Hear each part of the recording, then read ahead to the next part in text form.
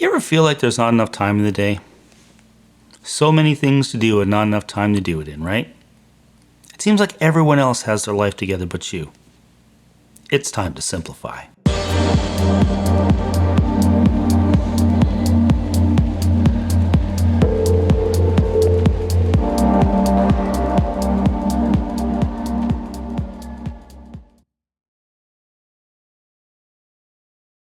William was a mess.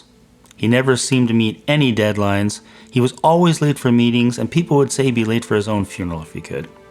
His tardiness was as predictable as the morning coffee run. His inbox overflowed with unread emails, each one a ticking time bomb of tasks he'd promised to tackle but hadn't. His workspace was a chaotic collage of crumpled notes, half-emptied energy drinks, and a laptop perpetually on the verge of crashing from too many open tabs. Colleagues would glance at their watches whenever William's name came up in meeting invites, already bracing for his inevitable delay, complete with disheveled appearance and a rushed apology that never quite landed. Beneath the chaos, though, William was a paradox.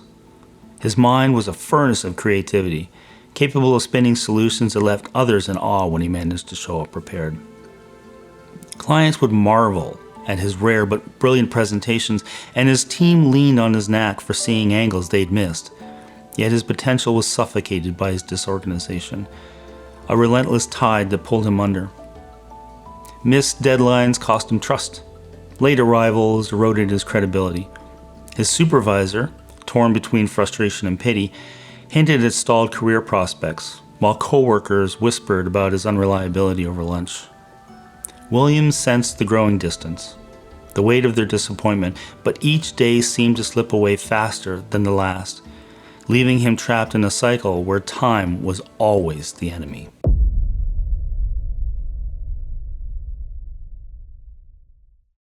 Does this sound like you? I think it's safe to say it sounds like all of us from time to time. We all have periods of chaos in our lives occasionally. Sometimes there's just too much work being dumped on us. This happens. And when it does, it feels like everything is out of control and you don't have time to breathe. Most often than not, though, it's temporary. The workload subsides and you find an equilibrium again and things go back to normal. But in William's case, the chaos extends way beyond his work life. This is his life. He's not happy, and if he had the time to look for a solution, I'm sure he would. This is a pattern he's chosen, though. A pattern established over a lifetime. The good news is, patterns can be fixed.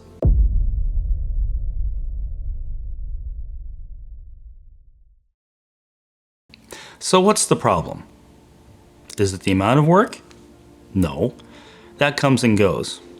People like William live in a perpetual cloud of chaos. Another word for chaos, by the way, is excitement. And people are naturally drawn to excitement.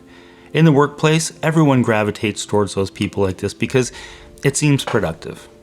But it's not. Activity does not equal productivity. It comes down to managing your workload, not only on the job, but at home as well. Knowing how much you can actually handle and keeping others from throwing more your way is the trick. You have to know your limits and let others know what they are as well. Pro tip: communication is the key in all aspects of life.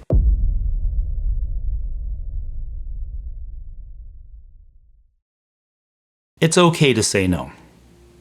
Let me say that again. It's okay to say no. There, you've been given permission. You're probably a really nice person, and I know you don't want to hear this, but others take advantage of nice people. If someone doesn't want to do something and they know you're not going to say no, then what do you think is going to happen? This goes for work and life.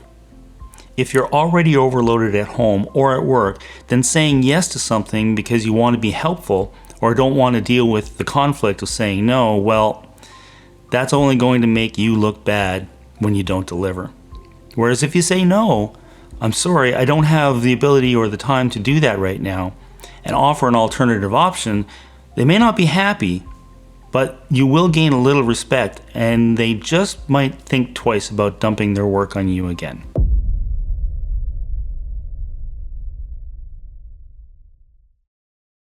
The question of our downtrodden friend William is, Are you effective or efficient?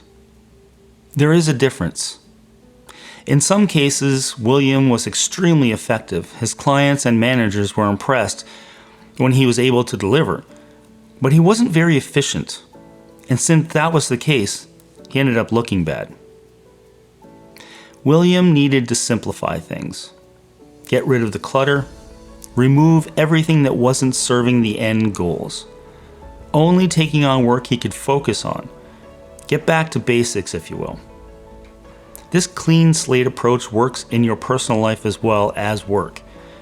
Take a good look at how you do things. Find ways to simplify routines and make them better. Work on being more efficient with your time. Visualize the end goal and only do those things that achieve that. Make it a game. See how many things you can remove and still achieve the end result. When you synchronize efficiency and effectiveness, good things happen, and your life becomes way more enjoyable.